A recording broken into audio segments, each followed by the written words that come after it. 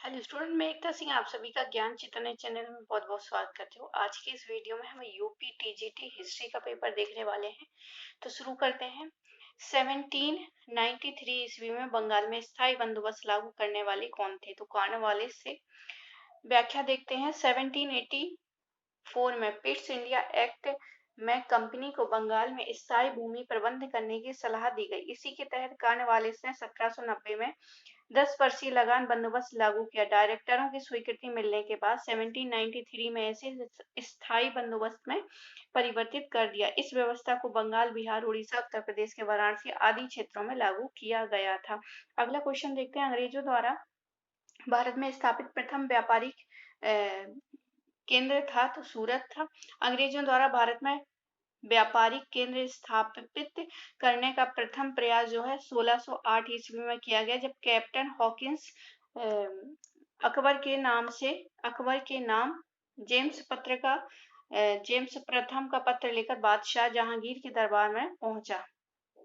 तो अकबर के नाम इसलिए क्योंकि कैप्टन हॉकिंस जब चला था, जब उस समय क्या है अकबर शासन कर रहा था, लेकिन फिर उनकी जब तक ये पहुंचते हैं अकबर की मृत्यु हो जाती है और जहांगीर क्या है शासन बन जाता है। तो उस समय जहांगीर के दरबार में पहुंचता है कैप्टन हॉकिंस और सूरत में फैक्ट्री खोलने की अनुमति मांगी। प्रारंभिक विरोध के बावजूद 1613 में अंग्रेजों को सूरत में व्यापारिक केंद्र खोलने की अनुमति मिल गई। अगला क्वेश्चन देखते हैं। मुगल सम्राटों में चित्रकारी का परखी कौन था? तो जहांगीर ही था। जहांगीर हमारा सही ऑप्शन हो जाएगा। मुगल सम्राटों में जहांगीर चित्रकला का परखी था। वह स्वयं भी एक कुशल चित्रकार था और उसने अनेक चित्रकारों को राजकीय संरक्षण दिया।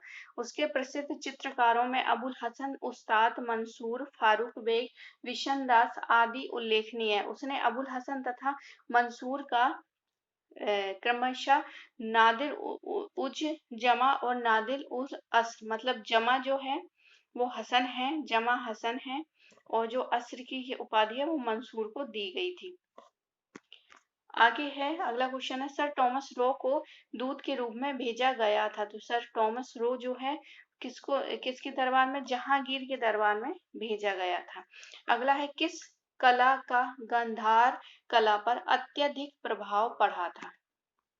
तो आंसर हमारा हो जाएगा यूनानी कला का जो है प्रभाव गांधार कला पर हमें स्पष्ट रूप से दिखाई देता है। व्याख्या देखते हैं। गांधार कला शैली की इंडो यूनानी या ग्रीक कला शैली भी कहा जाता है। इसका केंद्र जो है गांधार था। इसमें बौद्ध एवं बोधिसत्वों की मूर्तियां काले स्लेटी पत्थर से बनाई गई। यह यूनानी देवता अपोलो की नकल प्रतीत होती है। इन मूर्तियों में भौतिकता का पुष्ट है। अगला क्वेश्चन देखते हैं। महाभाष्य के रचनाकार हैं। तो महाभाष्य के रचनाकार हो जाएंगे पातंजलि। पातंजलि जो है महाभाष्य की पातंजलि है। शुंग वंशी शासकों के पुरोहित थे पातंजलि। उन्होंने ही महाभाष्य नामक व्याकरण ग्रंथ की रचना की। यह ग्रंथ जो है पाणिनि की अष्टाध्यायी पर लिखी गई टीका है। अगला क्वेश्चन देखते हैं। निम्नलिखित में से सत्य कथन का चयन करना है। तो सत्य कथन यहाँ पर है कि भारत के प्राचीनतम सिक्कों पर कोई अभिलेख नहीं है। सातवाहन सिख सिक्के ढलवाए थे।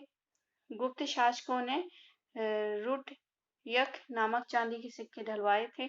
भारतवर्ष में स्वर्ण सिक्कों का चलन हर्षवर्धन द्वारा आरंभ किया गया था। तो यहाँ पर जो है फोर्थ ऑप्शन जो है वो यहाँ पर सही हो जाएगा। सत्य असत्य पूछा होगा क्योंकि यहाँ पर फोर्थ ऑप्शन जो है वो यहाँ पर गलत है। प्रश्न विकल्प में तीनों विकल्प सत्य और चौथा जो है पूर्णतः असत्य है क्योंकि भारतवर्ष में स्वर्ण सिक्कों का चलन इंडो ग्रीक शासकों द्वारा शुरू होता है। ऐसा प्रतीत होता है कि प्रश्न की मांग असत्य विकल्प को ढूंढने की थी, मतलब इसकी जो प्रिंटिंग है वो मिस्टेक हो गई है, इस वजह से यहाँ पर इस तरह से लिखा हुआ है। तो यूपी का पेपर इसमें काफी जो है आपको प्रिंटिंग मिस्टेक मिल सकती है, तो आपको बहुत ही केयरफुली पढ़ना है, तीनों ऑप्शन पढ़ना है और फिर क्या पूछ रहा है। अगर तीन सही हो रहे हैं तो फिर कॉमन सेंस है कि वो गलत ही एक ही ऑप्शन हमें बताएं तो गलत ही पूछ रहा होगा। तो यहाँ पर देखते हैं मिलान करनी है सूची 1 और 2 से। तो क्रिप्स मिशन जो है 1942 में, क्रिप्स मिशन आया था 1942 में। गांधी और जिन्ना वार्ता की बात करें तो 44 है, 1944। गांधी और जिन्ना वार्ता 1944। शिमला कॉन्फ्रेंस जो है 1945 और कैबिनेट मिशन जो है 1946। तो कैबिनेट मिशन सबसे बाद में आएगा।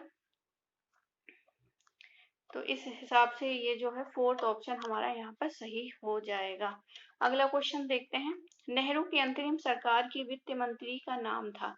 तो वित्त मंत्री का नाम हो जाएगा लियाकत अली। तुम मुझे खून दो मैं तुम्हें आजादी दूंगा, यह घोषणा की थी सुभाष चंद्र बोस ने। 21 अक्टूबर 1943 को सुभाष चंद्र बोस ने स्वतंत्र भारत की अस्थायी सरकार की स्थापना सिंगापुर में की। यही उन्होंने दिल्ली चलो और तुम मुझे खून दो मैं तुम्हें आजादी दूंगा का नारा दिया। वे स्वयं ही इस सरकार के प्रधानमंत्री तथा मुख्य सेनापति बन गए। भारत के गवर्नर जनरल थे, तो भारत के प्रथम गवर्नर जनरल थे सी राजगोपालाचारी। तमिलनाडु के राष्ट्रवादी नेता सी राजगोपालाचारी स्वतंत्र भारत के प्रथम भारतीय गवर्नर थे, जिन्हें माउंटबेटन के त्यागपत्र के पश्चात 1948 से 50 ईस्वी तक गवर्नर जनरल के रूप में उन्होंने कार्य किया था। फॉरवर्ड ब्लॉक दल के संस्थापक थे, तो हो जाएगा Subhash Chandra Bose. Quit India act किस वर्ष पारित हुआ था? तो आंसर हो जाएगा 1784। तो थर्ड ऑप्शन यहाँ पर सही है। ब्रिटिश संसद ने कंपनी के ऊपर अपने प्रभाव को और मजबूत करने के उद्देश्य से 1784 में पिट्स इंडिया एक्ट पारित किया। इसके तहत कंपनी के व्यापारिक एवं राजनीतिक कार्यकलापों को एक दूसरे से पृथक कर दिया गया। कंपनी के सभी सैनिक, असैनिक तथा राजस्व संबंधी मामले बोर्ड ऑफ कंट्रोल के अधीन कर दिए गए। भारतीय संविधान सभा की स्थापना वर्ष है 1946। ये ऑप्शन यहाँ पर सही हो जाएगा। कैबिनेट मिशन योजना के तहत जुलाई 1946 में अप्रत्यक्ष रीति के संविधान सभा के लिए चुनाव तथा इसमें से कांग्रेस के 208 मुसलमान को 73 और अन्य दलों को जो है 15 प्रत्याशी निर्वाचित हुए। संविधान सभा की बैठक 9 दिसंबर 1946 को सच्चिदानंद सिन्हा अस्थायी अध्यक्ष की अध्यक्षता में शुरू हुआ। 11 दिसंबर 1946 को डॉक्टर राजेंद्र प्रसाद को स्थायी अध्यक्ष चुना गया। अगला क्वेश्चन है सिपाही विद्रोह यानी 1857 की प्रथम चिंगारी भड़की थी, तो ये मेरठ से भड़की थी। ये ऑप्शन सही हो जाएगा। वर्नाक्युलर प्रेस एक्ट किसने समाप्त किया था? तो आंसर हो जाएगा फोर्थ, रिपन ने समाप्त किया था। गवर्नर जनरल लॉर्ड लिटन के सर्वाधिक विवादास्पद निर्णयों में से एक वर्नाक्युलर प्रेस एक्ट 1818 में लागू करना था, जिसके तहत भारतीय भाषा में समाचार पत्रों को प्रतिबंधित कर दिया गया। 1880 में गवर्नर जनरल नियुक्त होने वाले लॉर्ड रिपन ने 1882 में वर्नाक्युलर प्रेस एक्ट को समाप्त कर दिया था। अगला क्वेश्चन देखना, सूची 1 और 2 से हमें मिलाना है। तो गुलशन इब्राहिम किसने लिखी थी? तारीख ए फिरोज शाही, अकबरनामा तो जो है इसका हो जाएगा 1। तो हमारा यहाँ पर जो है बी ऑप्शन जो है सही होगा, क्योंकि एक को अगर मिलाया जाए सबसे लास्ट में है तो ये वाला सही हो जाता है। और अगर मुंतखाब तवारीख देखें तो बदायूं की है ये। तारीख ए फिरोज शाही देखें तो जियाउद्दीन बरनी की तारीख ए फिरोज शाही है।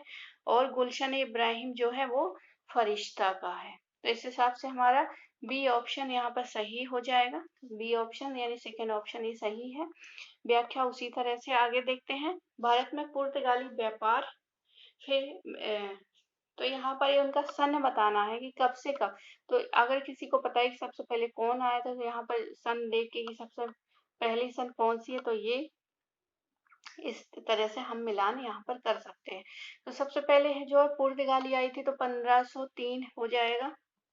ईस्ट इंडिया कंपनी, फिर पुर्तगाली आए, फिर डच आए, तो डचों के फिर उसके बाद 1503 से देखते हैं डच डच यानी कि ए ऑप्शन यहाँ पर सही होता नजर आता है। आंसर देखते हैं तो ए ऑप्शन बिल्कुल सही है। बाकी ईस्ट इंडिया कंपनी जो है 1600 ईस्ट इंडिया कंपनी जो है 1600 में,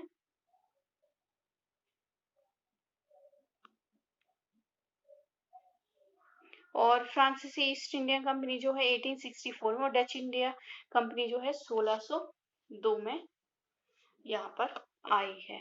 तो आगे देखते हैं अगला क्वेश्चन। स्टोरिया स्टोरिया डिमोगोर ग्रंथ का रचयिता निकोलास मनुची मूल निवासी कहाँ का था? तो मनुची जो है वो वेनिस का था। फोर्थ ऑप्शन यहाँ पर सही हो जाएगा। निकोलाज मनुची वेनिस यानी इटली का यात्री था। उसने 14 वर्ष की आयु में घर से भागकर एशिया माइनर व फारस होते हुए भारत गया। उसने भारत आकर दारा शिकोह के तोपची के रूप में काम किया तथा दारा से पराजित के पश्चात चिकित्सा का पेशा अपना लिया। स्टोरियो द भोगोर नामक संस्करण लिखा उसने, और जिसमें 17वीं शताब्दी का भारत का जो है दर्पण कहा जाता है। अगला क्वेश्चन देखते हैं। सैयद वंश का अंत करने वाला शासक था। तो सैयद वंश का अंत करने वाला था बहलोल लोदी। ए ऑप्शन सही हो जाएगा। टंक नामक चांदी का अरबी सिक्कों का प्रचलन किसने किया था? तो आंसर हो इल्तुतमिश हो जाएगा। सेकंड ऑप्शन सही है। धर्म शब्द का रूपांतर धम्म संबंधित है किससे? तो ये प्राकृत भाषा से संबंधित है। अपनी प्रजा के नैतिक उन्नति के लिए मौर्य सम्राट अशोक ने जिन आचारों की संहिता प्रस्तुत की उसे अभिलेखों में धम्म कहा गया। धम्म संस्कृति के धर्म का ही प्राकृत रूपांतर है। धम्म के संदेश एक दूसरे व सातवें स्तंभ लेख में उत्कीर्ण किए गए। सिकंदर ने भारत पर आक्रमण कब किया था? तो 327 ईस्वी पूर्व किया था। हकमनी आक्रमण के पश्चात पश्चिमोत्तर भारत एक दूसरे यूरोपीय आक्रमण का शिकार हुआ। यह महान यूरोपीय विजेता सिकंदर के नेतृत्व में होने वाला मैसिडोन आक्रमण था। हखामनी साम्राज्य को ध्वस्त करने के पश्चात 327 से 26 ईसा पूर्व के अंत में एक विशाल सेना के साथ सिकंदर ने भारत पर आक्रमण किया। अगला क्वेश्चन देखते हैं। अजात शत्रु कौन था? तो अजात शत्रु जो है इसमें से कोई भी नहीं है। अजातशत्रु के हर्यक वंश का शासक बिंबिसार का पुत्र था अजातशत्रु, और उसमें उसे क्या है कुणिक भी कहा जाता था। अजातशत्रु को कुणिक भी कहा गया है। वह अपने पिता के ही समान साम्राज्यवादी शासक जिसने कौशल और वज्जी संघ के साथ लंबा संघर्ष कर मगध साम्राज्य का विस्तार किया। इसी के समय में राजगृह के सप्तवर्णी गुफा में प्रथम बौद्ध संगीति का आयोजन किया गया। निम्नलिखित में से जिस वेद की रचना गद एवं पद्य दोनों में की गई थी उसका नाम क्या है? तो गद और पद्य जो है यजुर्वेद जो है कर्मकांडीय वेद जो है उसी को कहते हैं। तो एक क्वेश्चन यहाँ से भी बनता है कि कर्मकांडीय वेद कौन सा है? तो यजुर्वेद है, जिसमें विभिन्न यज्ञों से संबंधित अनुष्ठान विधियों का उल्लेख है। यह वेद गद्य और पद्य दोनों में है। यह 40 अध्यायों में विभक्त है, जिसमें कुल 1990 मंत्र संकलित हैं। इनकी दो शाखाएं शुल्क यजुर्वेद और कृष्ण यजुर्वेद हैं। यजुर्वेद में कर्मकांडीय पुरोहितों को अश्वर्यु कहा जाता है। अगला क्वेश्चन देखते हैं। सिंधु सभ्यता के लोगों के लिए डील वाला बैल था। तो डील वाला बैल जो है वो क्या था? तो पवित्र पशु था। थर्ड ऑप्शन सही हो जाएगा। सिंधु सभ्यता के लोगों के लिए डील वाला बैल अर्थात कुंवर वाला बैल एक पवित्र पशु था जो कालांतर में शिव वाहन नंदी बना। अनेक मोहरों और मृण मूर्तियों ताम्र पत्रों आदि पर इस पशु के अंकन हमें देखने को मिलते हैं। सिंधु सभ्यता के काल के लोगों के घर बने होते थे तो पक्की ईंटों के बने होते थे। खासी जाति जनजाति का मूल निवास स्थान कौन सा है? तो आंसर हमारा असम हो जाएगा। खासी जनजाति का मूल निवास स्थान असम है, वर्तमान मेघालय में है। ये जनजातीय जयंतिया तथा गारो एवं पहाड़ियों के बीच निवास करती है। ब्रिटिश शासन की नीतियों को क्षुब्ध होकर खासी जनजाति ने अपने नेता तीरथ सिंह के नेतृत्व में 1828 से लेके 1833 ईस्वी में विद्रोह कर दिया था। अगला देखते हैं, वे अमीर जिसके पूर्वज मुगल शासन में पहले ही सेवारत थे कहलाते थे। तो क्या कहलाते थे? तो यहाँ पर तो ऑप्शन कोई सा भी नहीं है, फोर्थ ऑप्शन इसमें से कोई नहीं है। आगे देखते हैं, भारत में किस सूफी संत ने सूफियों की सुरहावर्ती पंथ की स्थापना की थी? तो आंसर हमारा हो जाएगा बहाउद्दीन जकारिया। बहाउद्दीन जकारिया ने ही सुरहावर्दी जो है पंथ की स्थापना भारत में की थी बहाउद्दीन जकारिया द्वारा। व्याख्या देखते हैं, भारत में सुरहावर्ती सिलसिले को सुदृढ़ एवं लोकप्रिय बनाने का श्रेय जो है बहाउद्दीन जकारिया और जलाउद्दीन तरवीजी को जाता है, यानी तरवीजी और जकारिया दोनों का श्रेय है। इसका मुख्यालय मुल्तान में था। चिश्तियों के विपरीत इस पंथ के संत आराम की जिंदगी व्यतीत करते थे तथा राज्याश्रय भी स्वीकार करते थे। जकारिया ने कुबाचा के विरुद्ध इल्तुतमिश को सहायता दी, जिसके फलस्वरूप सुल्तान इल्तुतमिश ने इन्हें शेख उल इस्लाम की पदवी दे डाली। अगला क्वेश्चन है, किस संत ने संकीर्तन एवं नगर कीर्तन के रूप में भक्त गीतों को गाने की परंपरा प्रारंभ की थी? तो ये चैतन्य है। थर्ड ऑप्शन सही हो जाएगा। चैतन्य को बंगाल का आधुनिक वैष्णववाद का संस्थापक माना जाता है। इन्होंने मूर्ति पूजा का विरोध नहीं किया तथा ईश्वर को हरि व कृष्ण का नाम दिया। उन्होंने राधा कृष्ण की उपासना की तथा भक्ति में कीर्तन एवं नगर कीर्तन करते हुए इसे प्रोत्साहित किया। अगला देखते हैं, वो कौन सा मुस्लिम यात्री था जो विजयनगर दरबार में आया था? तो हमारा आंसर हो जाएगा अब्दुल रज्जाक जो है विजयनगर की यात्रा उन्होंने की थी। अब किसके समय में? तो ये यहाँ पर देखते हैं, फारसी यात्री अब्दुल रज्जाक कालीकट के जमोरिन के यहाँ शाहरुख का दूत बनकर आया था। 1443 ईस्वी में विजयनगर शासक देवराय द्वितीय के शासनकाल में इसने विजयनगर की यात्रा की। उसके वर्णन से विजयनगर की स्थलाकृति और प्रशासन तथा सामाजिक जीवन के बारे में विस्तृत जानकारी मिलती है। अगला क्वेश्चन देखते हैं, सुल्तान मोहम्मद तुगलक द्वारा दौलताबाद को अपनी नई राजधानी बनाए जाने का कारण था? तो बनाए जाने का कारण था कि ये क्या है, नगर साम्राज्य के केंद्र में था। आगे देखते हैं, अलाउद्दीन खिलजी की बाजार नियंत्रण व्यवस्था था।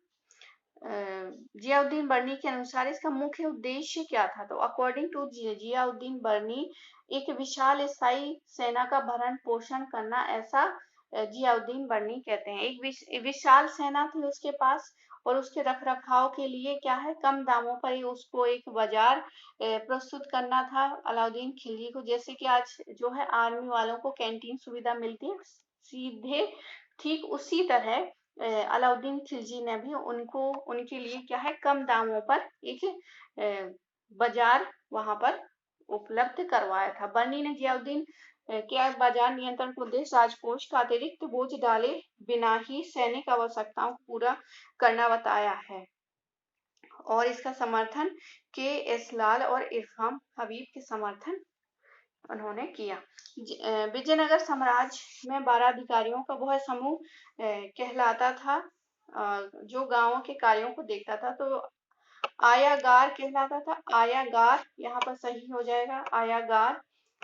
राजपूतों के साथ मेल मिलाप की नीति अपनाने में अकबर का मुख्य उद्देश्य क्या था? तो मुख्य उद्देश्य मुगल साम्राज्य को शक्तिशाली बनाना ही इसका मुख्य उद्देश्य था। राजपूतों के साथ मेल मिलाप की नीति अपनाने में अकबर का मुख्य उद्देश्य मुगल साम्राज्य को शक्तिशाली बनाना, क्योंकि राजपूत जो हैं सूरवीर होते के साथ साथ विश्वसनीय भी थे। अकबर ने अपनी राजपूत नीति के परिणाम स्वरूप 1563 में तीर्थ यात्रा कर तथा 1564 में जजिया कर को समाप्त कर दिया था। अगला क्वेश्चन देखते हैं, किस दिल्ली सुल्तान के शासनकाल में इब्न बतूता भारत आया था? तो इब्न बतूता जो है मोहम्मद बिन तुगलक के समय आया था। थर्ड ऑप्शन यहाँ पर सही हो जाएगा। मोहम्मद बिन तुगलक के शासन काल में 333 में अफ्रीकी यात्री इब्न बतूता भारत आया था। सुल्तान ने इसका खूब स्वागत किया तथा दिल्ली का काजी भी नियुक्त किया।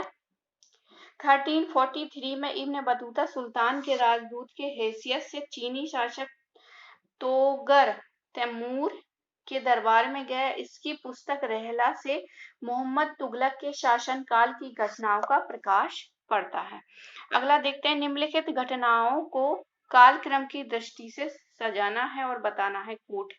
यहाँ पर तो सबसे पहले यहाँ पर क्या है, पृथ्वीराज चौहान की पराजय होगी, तो खा सबसे पहले आएगा। फिर उसके बाद राजधानी परिवर्तन तो बाद में है। फिर उसके बाद कुतुब मीनार आएगा, कुतुब मीनार का निर्माण। फिर उसके बाद कुतुबुद्दीन ऐबक ने स्टार्ट किया था और इल्तुतमिश ने इसको समाप्त किया था, पूर्ण कर दिया था। फिर उसके बाद है बाजार कीमत, अलाउद्दीन खिलजी द्वारा स्टार्ट की थी। सबसे लास्ट में हो जाएगा गा, तो खा गा, तो फोर्थ ऑप्शन यहाँ पर सही होगा। यहाँ पर आप देख सकते हैं सन के अनुसार भी मिला सकते हैं और वैसे भी आप, अगर आपको पता है कौन सा पहले, तो वैसे भी मिला सकते हैं। अगला देखते हैं, दो यहाँ पर है अमीर खुसरो जो है, अमीर खुसरो की बुक का नाम हो जाएगा रहला जो है इब्न बतूता, अभी हमने पढ़ा था। जियाउद्दीन बर्दनी की है तारीख है फिरोज शाही, इसको इस तरह से टिक करते हैं। रहला जो है इब्न बतूता की है। अमीर खुसरो जियाउद्दीन बर्नी की हो जाएगी तारीख ए फिरोज शाही। और तबकात ए नासिरी मिनहाज ए सुराज की। और तुगलक नामा जो है वो हो जाएगा हमारा। तो इस हिसाब से थर्ड ऑप्शन यहाँ पर सही होता है। आंसर देखते हैं, थर्ड ऑप्शन बिल्कुल सही है। तुर्कान ए चहलगानी कौन थे? तुर्कान ए चहलगानी जो है 40 अमीरों का दुर्ग था जो कि इल्तुतमिश ने बनाया था।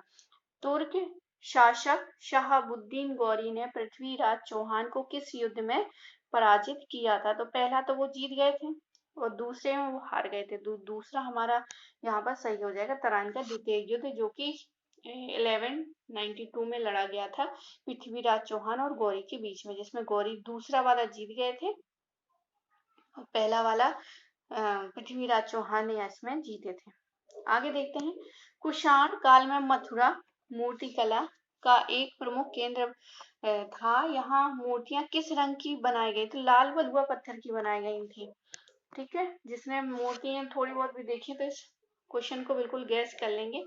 व्याख्या देखते हैं, मथुरा कला शैली का जन्म कुषाण शासक कनिष्क के समय मथुरा में हुआ था। इस शैली में लाल बलुआ पत्थर का प्रयोग हुआ। इसमें बौद्ध, जैन और हिंदू धर्मों से संबंधित मूर्तियों का निर्माण किया गया है। बुद्ध की प्रथम मूर्ति के निर्माण का श्रेय इसी कला शैली को जाता है। अगला क्वेश्चन है, जगमोहन उड़ीसा के मंदिरों के किस भाग को कहते हैं?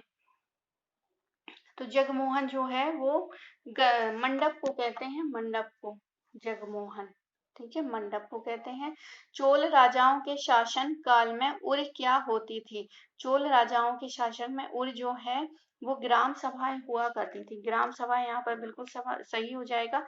चोल सम्राट परांतक प्रथम के उत्तर मेखर अभिलेखों में चोलों के स्थानीय स्वायत्त शासन प्रणाली के बारे में जानकारी मिलती है। इसमें 3 संस्थाओं के बारे में जानकारी मिलती है, उर सभा या महासभा या नगरम।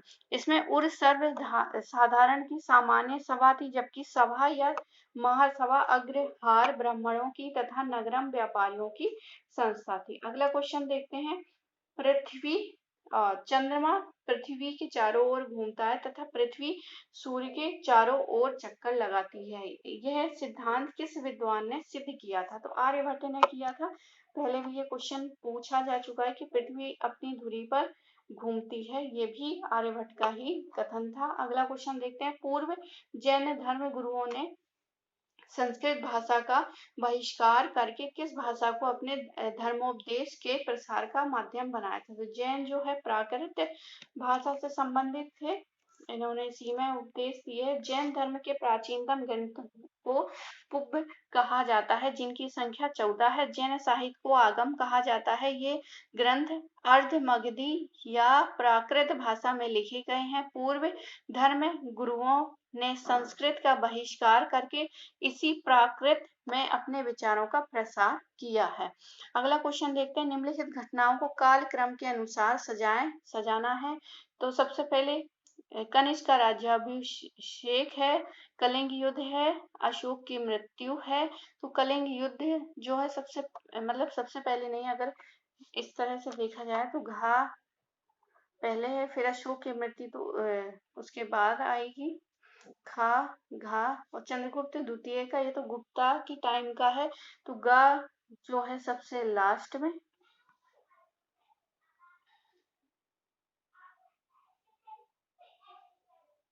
तो फोर्थ ऑप्शन जो है हमारा सही हो जाएगा। फोर्थ ऑप्शन यहाँ पर सही है।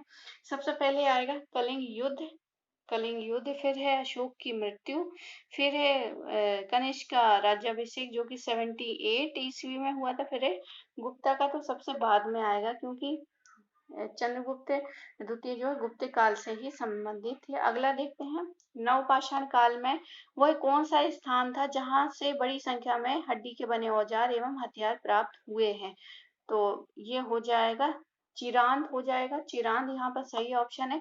नवपाषाण काल का ही एक स्थान है, बिहार में स्थित है, सारण जिले चिरांद नाम एक ग्राम में नवपाषाण के अवशेष मिले हैं। 1962 से 63 प्रोफेसर वी के सिन्हा ने इसका उत्खनन करवाया था। यहाँ से भारी मात्रा में हिरण के सींगों से निर्मित औजार तथा हिरण हथियार प्राप्त हुए हैं। चावल की खेती के भी यहाँ पर प्रमाण मिलते हैं।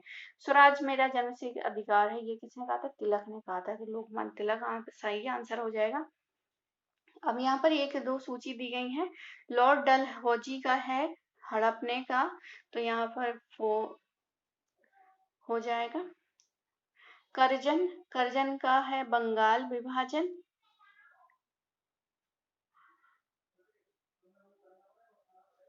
विलियम बेंटी का सती उन्मूलन।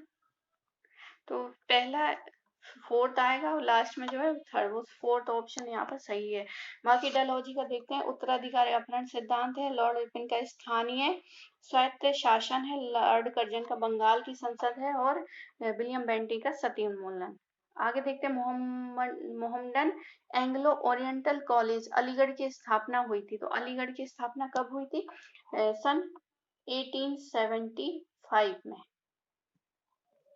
मुसलमानों ने अंग्रेजी शिक्षा एवं ब्रिटिश सरकार के पक्ष में सबसे आरंभ में अलीगढ़ आंदोलन का प्रारंभ सर सैयद अहमद खान ने किया। वे मुस्लिम मदरसों की पुरानी पद्धति से खुश नहीं थे और मुसलमानों में अंग्रेजों का प्रसार चाहते थे। इसी उद्देश्य से 1875 में अलीगढ़ में मोहम्मडन एंग्लो ओरिएंटल कॉलेज की स्थापना की, जो 1920 में अलीगढ़ विश्वविद्यालय में परिवर्तित हो गया।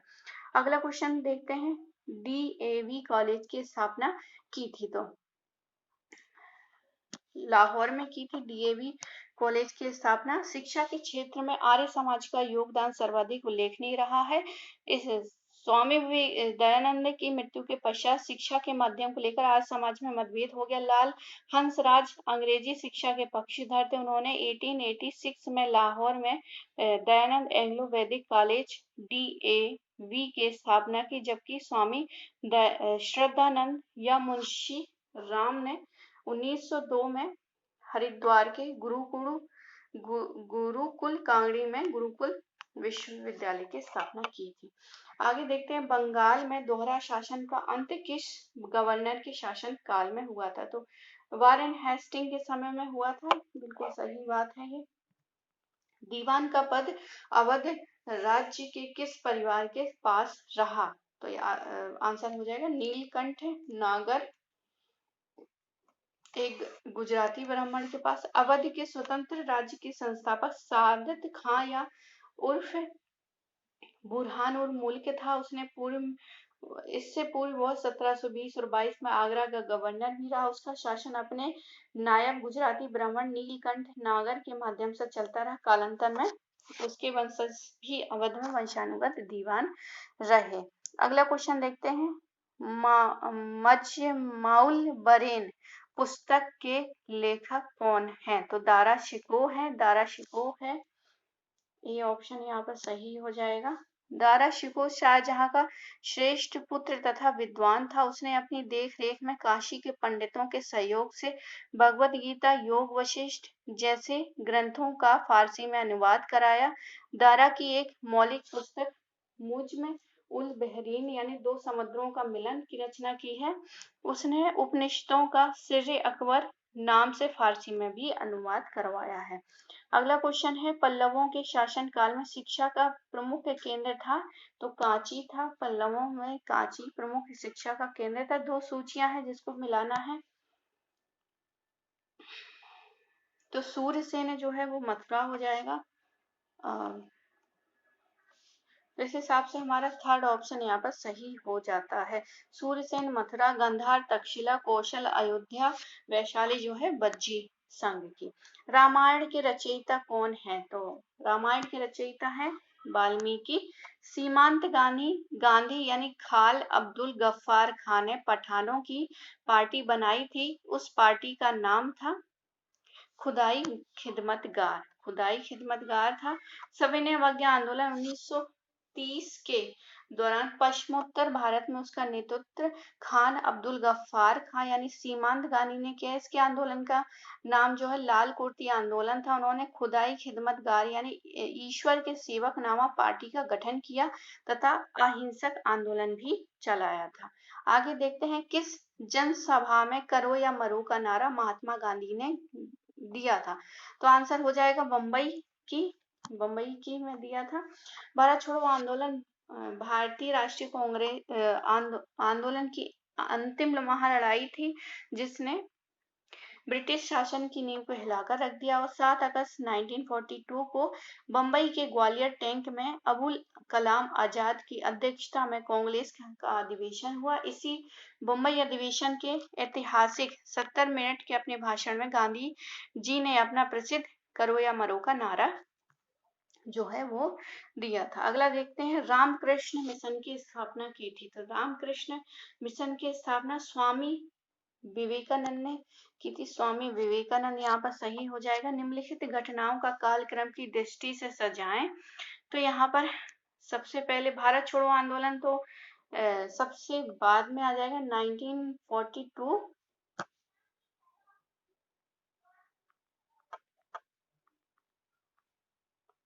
दांडी यात्रा 1930।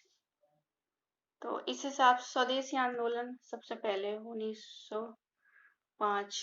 तो इस हिसाब से देखते हैं व्याख्या यहाँ पर।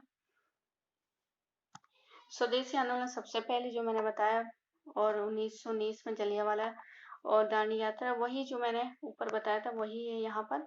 तो आई होप आपको ये वीडियो पसंद आया होगा। पसंद आया तो प्लीज लाइक करें, शेयर करें और सब्सक्राइब करें। आप सभी का बहुत बहुत धन्यवाद। मिलते हैं एक और अगले टीजीटी पेपर के साथ। हिस्ट्री का ही होगा अभी तो पहले हम हिस्ट्री का कवर करेंगे, उसके बाद हम सिविक्स का करेंगे और फिर देखेंगे कि ज्योग्राफी और इकोनॉमिक्स के भी मैं कोशिश करूंगी कि उसको भी मैं अपलोड करूं। तो आई होप आपको ये जो टीजीटी का पेपर है पसंद आ रहा हो। तो प्लीज ज्यादा से ज्यादा सब्सक्राइब करें, शेयर करें और अगर कोई कमेंट है तो आप वहां पर भी ये लिख सकते हैं, बता सकते हैं। तो आप सभी का बहुत बहुत धन्यवाद।